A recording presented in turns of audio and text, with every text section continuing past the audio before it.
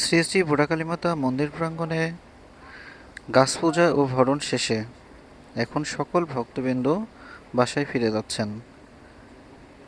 আজ গাছ পূজা শেষে এবং ভরণ খেলা শেষে সকল ভক্তবৃন্দ বাড়ি ফেরার পথে মন্দিরে হাজার হাজার ভক্তবৃন্দ আজ উপস্থিত হয়েছেন মায়ের দর্শনে, এবং সে উপলক্ষে কিছু দোকানপাট বসেছেন, মেলাও বসেছেন।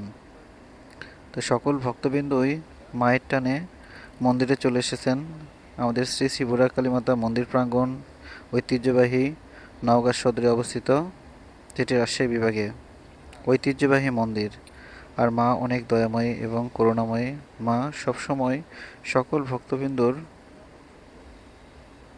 সকল দুঃখ বিপদ আপদ থেকে রক্ষা করেন।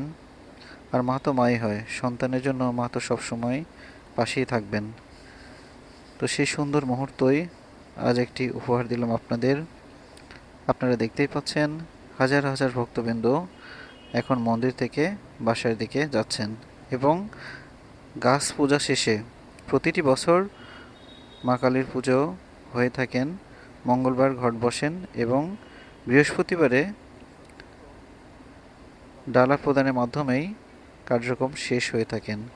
তো বছর ঘুরে মা আবারও আসবেন আমাদের মাঝে। তো মায়ের কাছে আপনারা ভক্তি ভরে মাকে ডাকবেন, তাহলে মা সকল দুঃখ কষ্ট থেকে মুক্তি